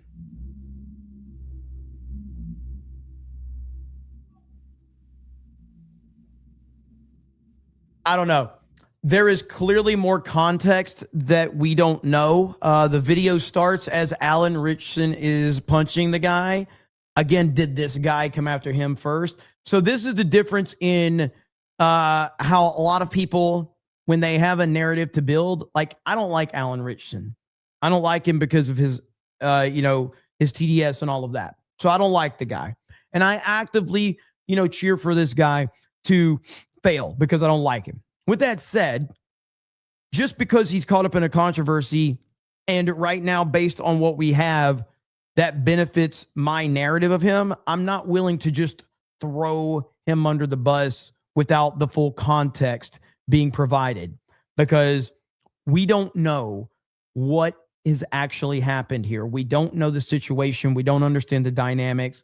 And in all reality, this guy could have approached him and tried to put his hands on him first, and he's defending himself. We don't know. But it really does seem like it looks like a scene from a fucking TV show. It really does. So time will tell. But anyway, let me catch up on some of these. Thank you guys for being here and being so patient with everything. Spirian for the 199 super sticker. Thank you. It was good seeing you, Spirian. Hail to you, brother. East Coast Toasted Boy says Trump can expire and these losers will still blame him for the things that happen after. That's if they don't celebrate the whole time. I wish we would clown these losers in mass together. I hear you on that, man. Well, speaking of that, Trump had a few things to say over the weekend. Let me see if I can find it. Trump is Trump. And so Robert Mueller died, and Trump had this to say. Robert Mueller just died. Good. I'm glad he's dead. He can no longer hurt innocent people. This is what Trump said. When I first saw this, I thought that this was a meme. I thought someone faked the Truth Social account. And this happens a lot with Trump. Whenever Trump sends something out, sometimes I have to go, okay, did he really say this? 90% of the time, he really says this. And I'm like, damn it, Trump. It's a few times where it's like, it ends up he didn't say it, but Trump certainly did say this. And holy crap. Now, you have to understand, man, we're talking about, I have always said I don't think it's great to disrespect the dead. However, Trump, these people have tried to end Trump's life. They tried to lock him in prison. They tried to destroy everything. And so, you can make of it what you will, but these are evil people that are actively working against the best interest in the United States of America. This is who they are. This is what they do. And if they would have had it their way, Trump would be in prison right now. Trump would be rotting in prison. And let me put it in full perspective for you. Trump would be rotting in prison, and his family would all be bankrupt. And to take it even further, all of his supporters would be in prison as well. If they had it their way, you have to understand, the whole point of me saying is in their hypothetical utopia, if they had it their way, Trump is in prison, Trump's family is completely bankrupt, and everybody that voted for Trump would also be in prison. That is what they want. So here's more context. The FBI director who transformed the Robert Mueller, the FBI director who transformed the nation's premier law enforcement agency into a terrorism fighting force after September 11th attacks, and who later became a special counsel in the charge of investigating ties between Russia and Donald Trump's presidential campaign, has died, according to the Associated Press and his family. He was 81 years old. Former federal prosecutor Nima Rahmani on with us today to discuss this. And Nima, you and I were going to talk about a completely different story today. And then we heard about Mueller's passing, and we decided to talk about what he's really known for to today's generation. For a lot of people, the Mueller investigation was their first exposure to how a special counsel even works. And then it really turned into this national daily drama at the time. What did this investigation become, and really why did this investigation become so much bigger than a typical federal probe does, Nima? Austin, obviously, Mueller is known for Russiagate, and I know we're going to spend a lot of time talking about it, but since his passing, I do want to say that, you know, he was considered really an icon in the legal community, the longest running FBI director, of course, appointed by Bush just a week before 9/11. Obama kept him on. You know, I was also hired by Bush. He was a piece of shit. So you can say whatever you want, but he was a piece of shit. Now, did they get to Trump's comments? Let me see if they get to Trump's comments. Thought they would. Let's see. Let me find Trump's comments, because that's what I want to focus in on. I don't care about like them wanting to celebrate this guy or whatever. So let's see. You know what? I want to hear this guy's response. I want to hear this clown. All right. This beta male right here. Brian Tyler Cohen. Remember when his show was called No Lie with Brian Tyler? It was announced this morning that the special counsel in charge of investigating Russian interference in the 2016 election, Robert Mueller, has passed away at the age of 81. Within minutes, Trump took to Truth Social and wrote, "Robert Mueller just died. Good. I'm glad he's dead. He can no longer hurt innocent people. President Donald J. Trump." Take a minute and consider that evangelicals have compared Donald Trump to Christ. Just sit with that for a moment. Trump is dancing. Well, not only that, but he's also been compared to Elvis Presley. For many years, people have been saying that Elvis and I look alike. Now this pic has been going all over the place. What do you think? Just saying. Okay. On the grave of a longtime public servant, a Republican prosecutor, because that prosecutor rightly investigated Russian collusion with his campaign. And yet somehow Trump is making the investigator out to be the bad guy for exposing his own corruption. Yeah, that sounds about right for Donald Trump. What's telling here is that Trump thinks that Mueller was a hack, but that his own attorney general, Pam Bondi, is a legitimate prosecutor. In fact, here's Pam Bondi lying on Trump's behalf about Mueller himself. They sure did. They tried to impeach him twice. And you, Mr. Nadler, were one of the... Now, I will give this guy, this guy has 5 million subscribers, okay? This guy has 5 million subscribers, okay? So he knows what he's doing, all right? He knows exactly what he's doing. And he's using Pam Bondi, who, God, even when I hear her talk, it makes me not want to support Trump. So he knows what he's doing. Credit where credit's due. Leads on the impeachment. I was on the other side. I lived that with you. During impeachment, you said the president conspired, sought foreign interference in the 2016 election. Robert Mueller found no evidence, none, of foreign interference in 2016. Have you apologized to President Trump? Have you apologized to President Trump, all of you who participated in those impeachment hearings against Donald Trump? You all should be apologizing. You sit here and you attack the president, and I am not going to have it. I'm not going to put up with it. You know, all they want to do, the American people need to know this. They are talking about Epstein today. This has been around since the Obama administration. This administration released over. Okay, I'm sorry. I find her to be more annoying than the Brian Tyler loser. So we're going to click off this. But the point being is that Trump did say that. And a lot of people reacted to it for various amount of reasons. And yeah, I mean, obviously, it is what it is, man. Trump doesn't give a single damn. And that's why we love him. And in fact, the biggest story that I think, or the funniest story, I guess, that happened while I was away with MegaCon stuff was the moment with Japan's prime minister. This is probably a top 5 moment all time for Trump.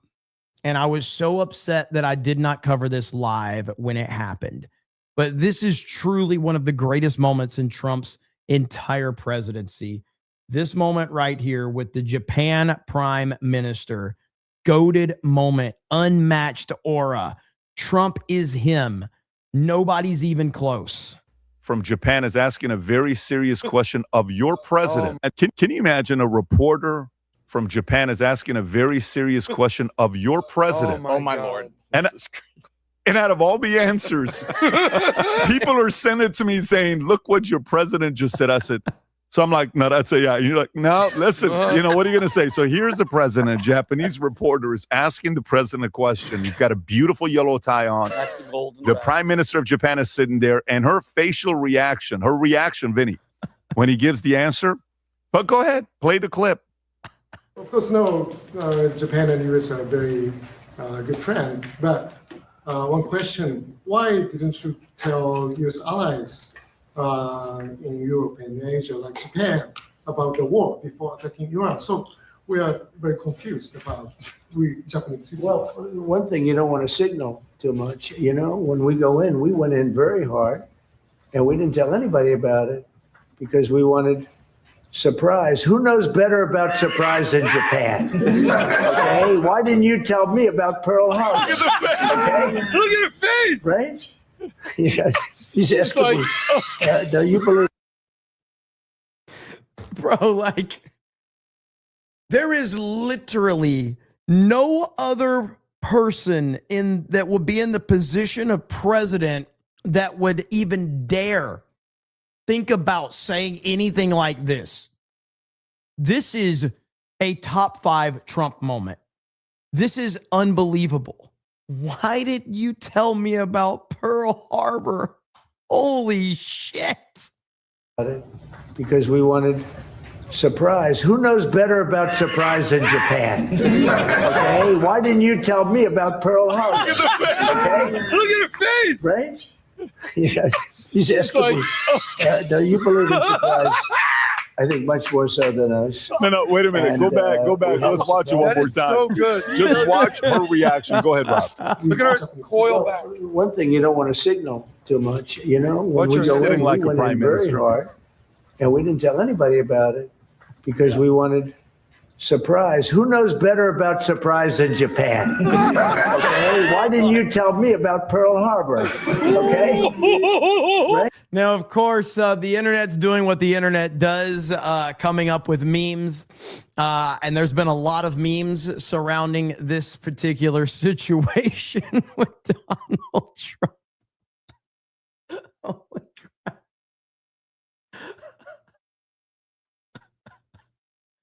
Oh, my goodness. It's been insane. Also, you've got them. They're really upset with the Japanese prime minister. You know, they're mad at her. They're very mad at her.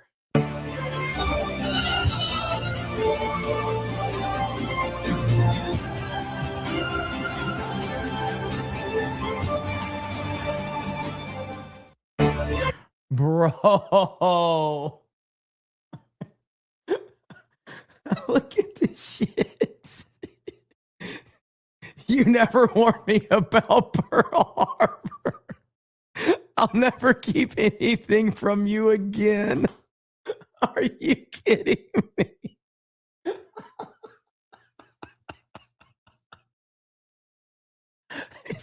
just insane, man. The internet is freaking the best place in the world.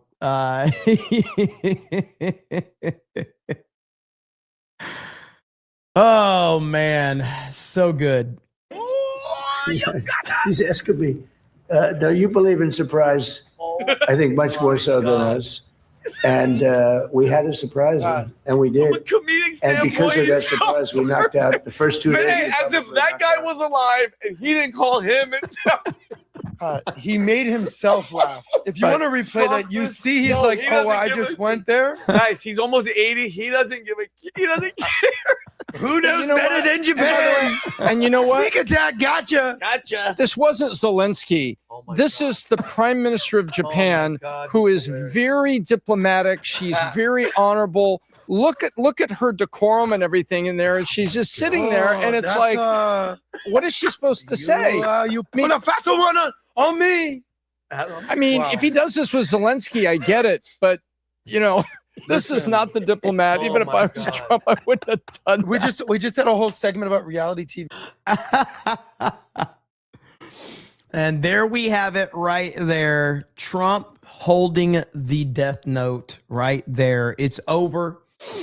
You cannot compete with Trump. He is him. He has all the power.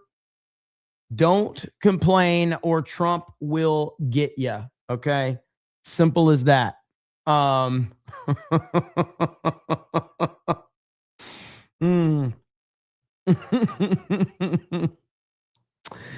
And then is this, I still haven't gotten this confirmed if this is real. Is this, hang on. This is true. Holy shit. Japan's prime minister lost it when Trump showed her the Biden auto pen portrait of the Presidential Walk of Fame. It's not easy. Thank you for inviting me to the White House today. Okay. It's not easy. Thank you for inviting me to the White House today. Unbelievable, dude. Unbelievable.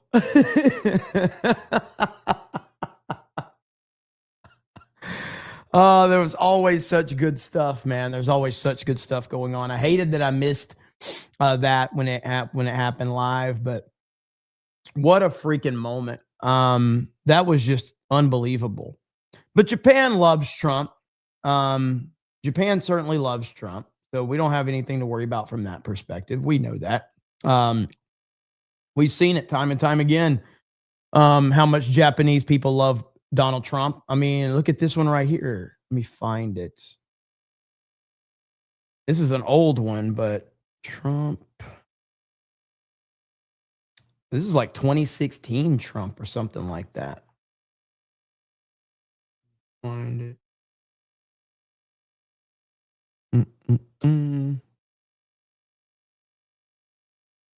Here we go. This is from 2016.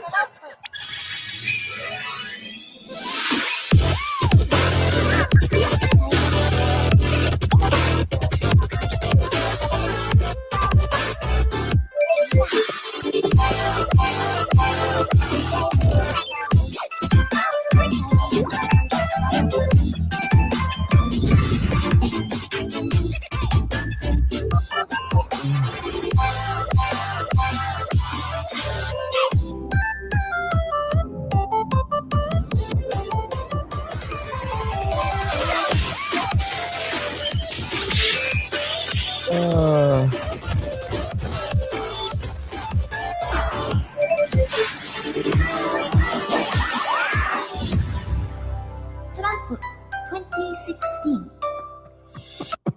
How many views does this have? Got 13 million views. So there you have it. So Japan loves President Trump. You guys said something about a hug with him and the Japanese prime minister. I'm not sure I saw that. Hang on. Looking that up now. I've seen many people say something about a hug with him and her. Is this what we're talking about here?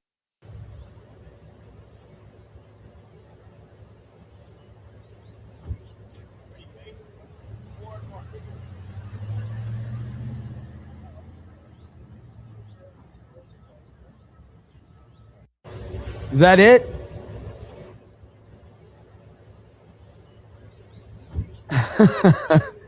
No, I mean she's a huge fan of Trump's. So I mean, and that's been that way for a long time. She's been a fan of Trump's for a long time. So John Wayne says, speaking of Joe Rogan, anyone can have criticisms of Erica Kirk, but he outright insulted her in the most disgusting and despicable way possible. He's now on my shit list. I have not heard a whole lot about that, so I'll have to look into that. I'm not familiar with any of the stuff that Joe Rogan has said about her. I mean, I think that there's definitely some criticisms and questions to bring up for sure, but I don't know exactly what he said. So if somebody can tag me in that, I'll check it out. Rooster says people are thinking about right now when President Trump is thinking 30 to 40 years ahead. Hail the 199. 100%. 100%. Cole Howler says, as mentioned, we won't mention who I used to work for, but I left the conservatives because of how weak they become. They bend the knee to the left at every chance they get. They don't like winning. Absolutely, brother. Again, Cole, thank you so much. Awesome stuff this weekend. Red Mage says there was a photo on the side of the reporter who asked a question. The others were giving him a death glare of why the F did you ask that question, you dumbass? Because Trump eviscerated him. Trump always does, man. Always does.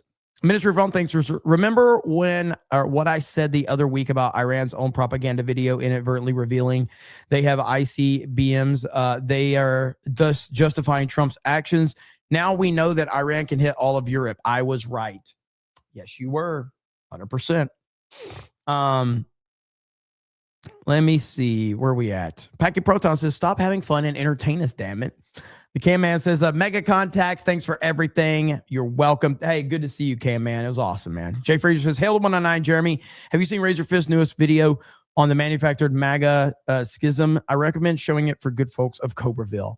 You know what? That might happen tonight then. Eric K, if you can send me a link to that video, maybe we'll check it out tonight for the number 2 CobraCast. By the way, so tonight, I'm doing a second CobraCast tonight, and then Fortnite. That's right. Fortnite stream tonight after the second CobraCast. We are back rolling. All right. We're nonstop this week. It's going to be streaming on top of streaming on top of streaming. So multiple CobraCasts per day, and then Fortnite. So, CPP1999 says, glad Jeremy's back and still gay attacks. Matt says, where has Jer Bear been? Needed this stream. Busy this weekend with MegaCon, but happy to be back.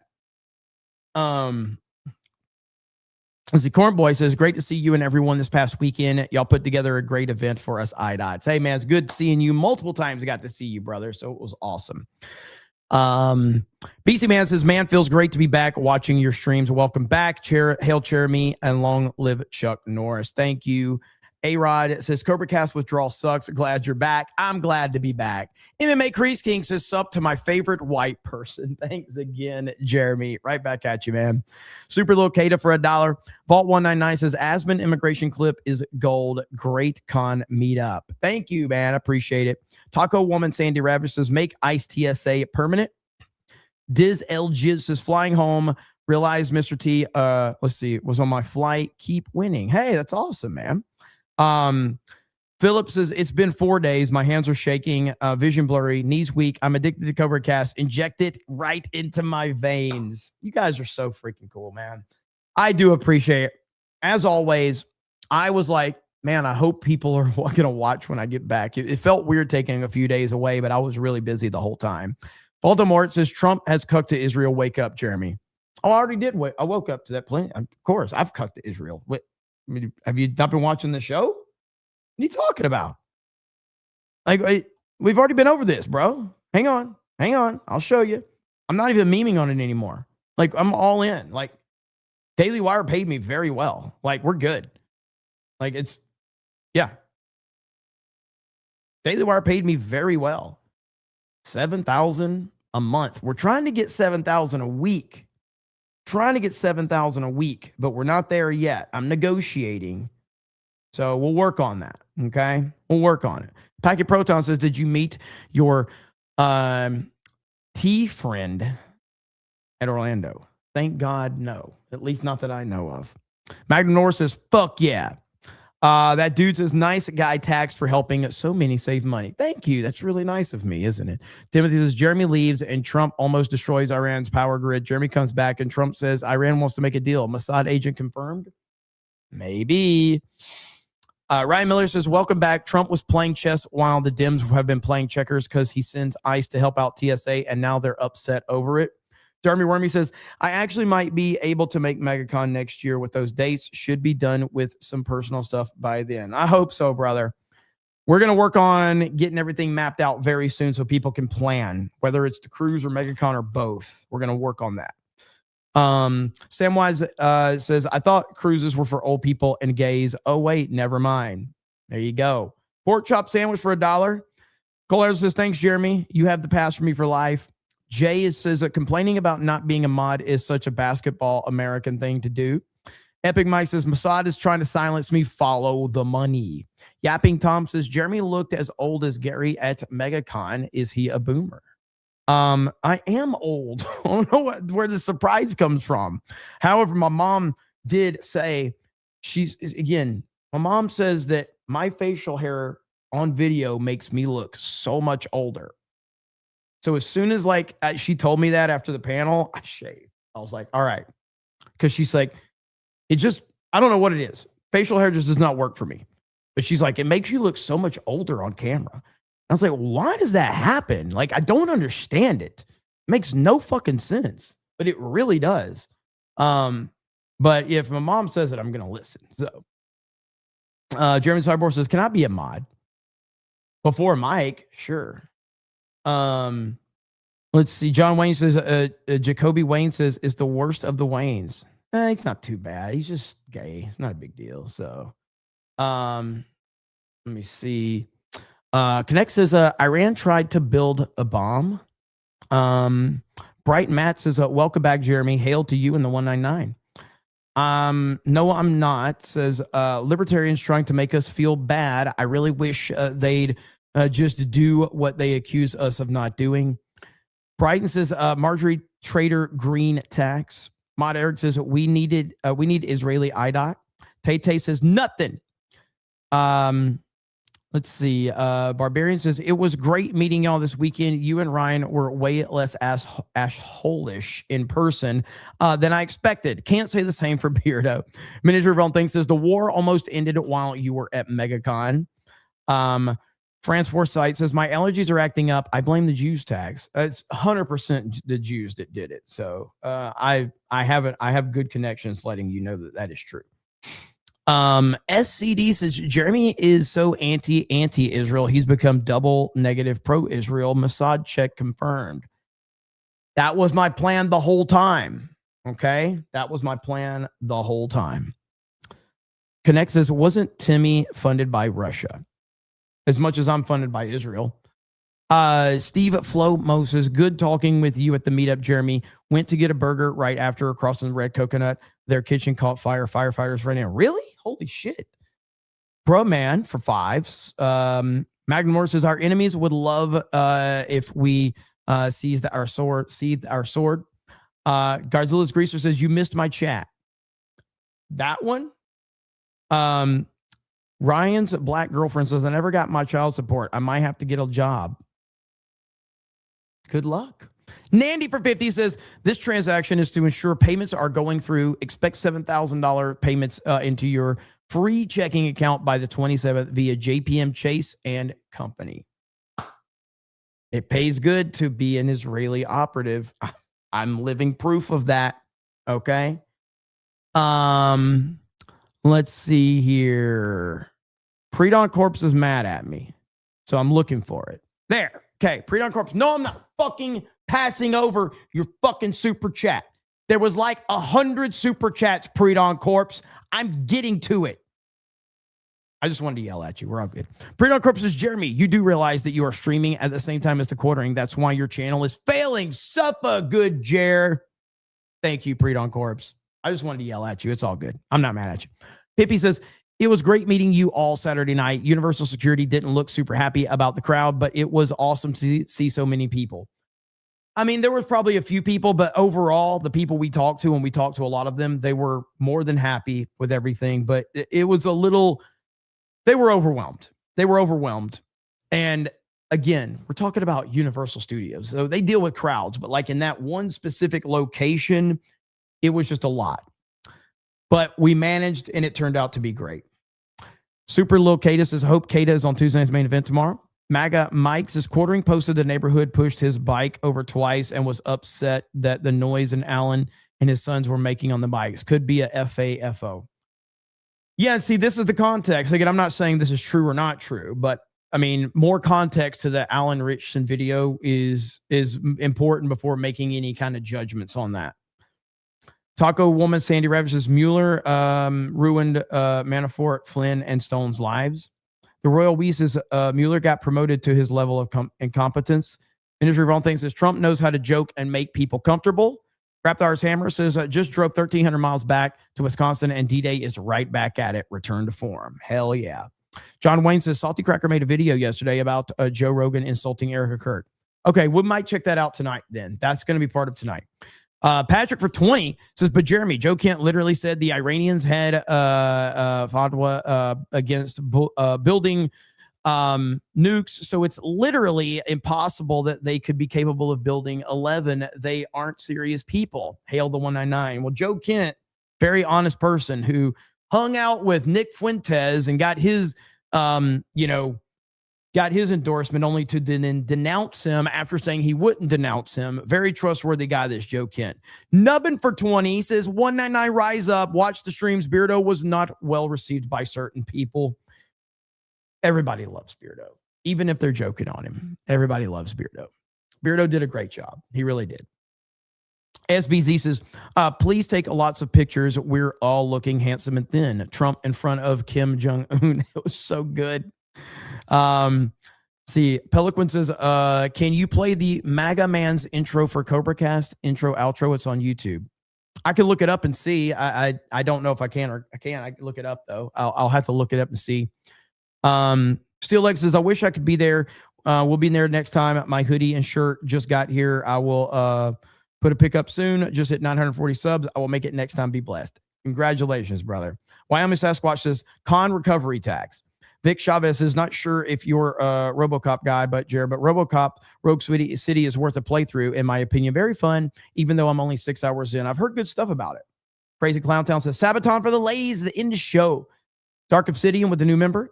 Linko Kenobi says, what's up, Jeremy? Hail the fellowship. Great chatting with you guys last night. Look forward to tomorrow, Tuesday night's main event. Details on Geeks and Gamers Cruise. Long live the IDOTs. Love you all. Hail CobraCast. Right back at you, man. Zinni Biscuit says, is this a Southern thing? Mom said her mom would make her and her siblings stand next to a casket at funerals and have pictures taken. Not joking. I mean, maybe it is. I don't do well at funerals personally. I don't really like going near the casket. It's just not something I'm interested in, especially open caskets. I don't like funerals at all. So I tend to not go to them very often, even, when I just don't like it. So maybe it is. I am not a fan of going to funerals at all. It's a very sad, emotional thing. So I feel very uncomfortable. Godzilla's Greaser says, here's hoping you do something for Dallas Fan Expo. Will be in September this year, so there's plenty of time to plan. Thank you, guys. Peter says, I agree, Jeremy. I don't agree with attacking Iran, but I sure as hell I'm not going to feel sad for their POS government and military. F them. Damn right. Z Highness says, wait, what are we putting ketchup on? Israel. It's over on Rumble. Mod Eric says, much like the Democratic Party of California, Jeremy pays the homeless to show up to see him. Mod Eric says, did you see Alan Richardson? Yep, we got that. So I think there's a lot more details that we're going to have to see. Godzilla's Grease says, sorry, sent that first one you read prematurely. All good. No problem. Keenan says, I gave Krista her gifts. Yes, you did. Keenan was awesome. Really cool. Just seeing you and everyone else. And so, like I said, we'll do a little more in-depth review of MegaCon on Tuesday night's main event, because we'll have everybody on and it'll be really good. So that'll be fun. Now, right here, hang on just a second. I was frozen. I don't know what the hell is going on with that. So it is what it is. Nothing I can do about it. Right here, Trump just being Trump, but we've got this comment right here. Apparently he went in after Newsmax. All right. Newsmax is catching hell from Trump today, apparently. Deployed ICE agents to American airports. Newsmax, sir. You deployed ICE agents. You're not doing a very good job. You deployed ICE agents. You're not doing a good job. Did you hear me? Okay, go ahead. Holy crap. So the guy starts asking a question. Trump says, you're not doing a good job. The guy tries to continue asking the question, and Trump says, you're not doing a good job. Did you hear me? And then he just ignores him. Holy shit. Deployed ICE agents to American airports. Newsmax, sir. You deployed ICE agents. You're not doing a very good job. You deployed ICE agents. You're not doing a good job. Did you hear me?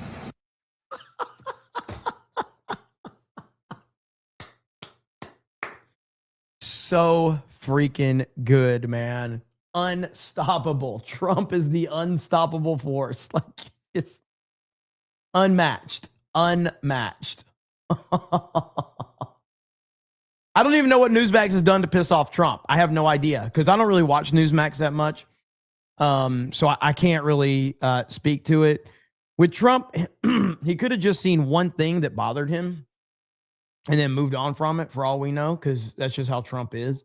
Now, we did get this. So now this is not edited at all. This is not edited, but I did see this earlier. Here we go right here. Here we are. And if you look, come to think of it, well, I got to look at this myself.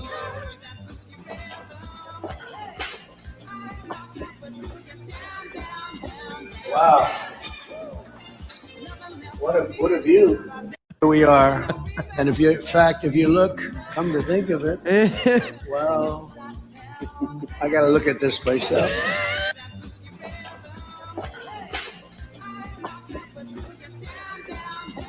Wow. What a view. What a view. Oh, man. Love to see it. I think we've got do we have the full video of that? I may have to do that for an intro if I can get that past copyright. I'm not sure if that will get past copyright, unfortunately, though. So I'll have to look into that one. But either way, good old JD Advanced Memes, the best memes on the internet, and it's not even close. Got that one. What is this? All right. President Trump just eviscerated Joe Kent, and very end Newsmax catches a stray. Mr. President, do you know whether Joe Kent was leaking? Look, I'm not a fan of the guy. If you look at, and you never cover this, if you look at his truths or whatever he went on, if it's X or truth, if you look at his truths or his statements, he was all for everything. All of a sudden, he wasn't. He was a man that I met at Dover. He came and his wife was killed. He remarried fairly quickly. His wife was killed, and I felt badly for him. He ran for Congress, he lost. He ran for Congress again, and he lost. I said, you know, he's a guy, nice guy, seemed like a very nice guy. I met him, he was pretty heartbroken, but I said, you know, it's a shame. He ran for Congress twice. Call him up, give him a job in the White House. Smart. They gave him a job in the White House, and this is what he does to me. You know, being a nice guy doesn't pay off too much. Think of it. He loses twice in Congress, ran not very good campaigns, should have won, but he loses twice. How do I get him? I have my people call him, because I didn't deal with him for the most part. I saw him a couple of times, but I never dealt with him at all. I had no idea his ideology was left or right, whatever it is. I can say this. He said very strongly that Iran is not a threat. Iran's been a threat for 47 years, and there's not a country in the world that doesn't agree with me on that. So I take this guy, Joe Kent, who lost twice for Congress, pretty badly and tough, and was devastated. And I know that he lost his wife. So instead of letting him live out his life, I brilliantly have my people call him and offer him a job in security, essentially, in the White House. And what does he do? He goes out and he says that Iran is not a threat to get publicity. Now, he probably signed up with CNN or maybe signed up with your division of Newsmax. I don't know. But why is Trump so mad at Newsmax? Newsmax better do something quick, because right now Newsmax is in the CNN category where Trump is just like, I'm going after you consistently, like absolutely glorious to see.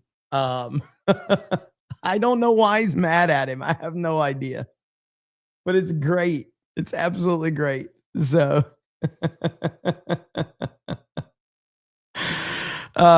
Peter says, oh, I got that one. I appreciate it, Peter. Good old Trump, always throwing the one-liners out there. So man doesn't miss no matter what. He's always on point. I did see this is a good meme right here. When the heartless sociopath who tormented you and your family for years over a hoax dies. You're like, hey, no, it is what it is. That's the new meme right there. So you can get mad or you can get even. Trump tends to get even a lot. Now, we are getting these, we've gotten a lot of mixed messages, but the new Ayatollah is apparently wounded and isolated and not responding to messages, which is kind of weird, because I personally think that he's probably no longer alive. That would be my thought behind it. I don't think the guy's even alive at this point. I'm not sure how you could believe he's alive after everything that's happened. Seems like this dude ain't with us anymore. And this is the Gayatollah, by the way. This is the Gayatollah. So not only, like, the only thing worse than, like, the only thing worse than death is being labeled gay. And so, like, he's already dealt with the worst of the worst. So at this point, everything else is kind of, everything else is on the up for him, if that's the case. So we'll see. But Trump also said that, he said this right here. President Trump says the United States is negotiating with the top official in Iran, but refuses to say who because he is worried they will be killed. So here's what Trump says right here. Steve Witkoff speaking with Mr. President. A top person. Don't forget, we've wiped out the leadership phase 1, phase 2, and largely phase 3.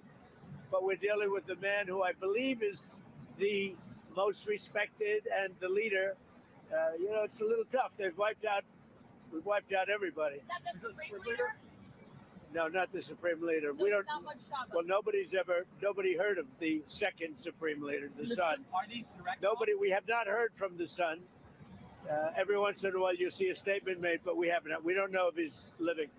But the people that seem to be running it, and they seem that based on really fact, because things they've said have taken place.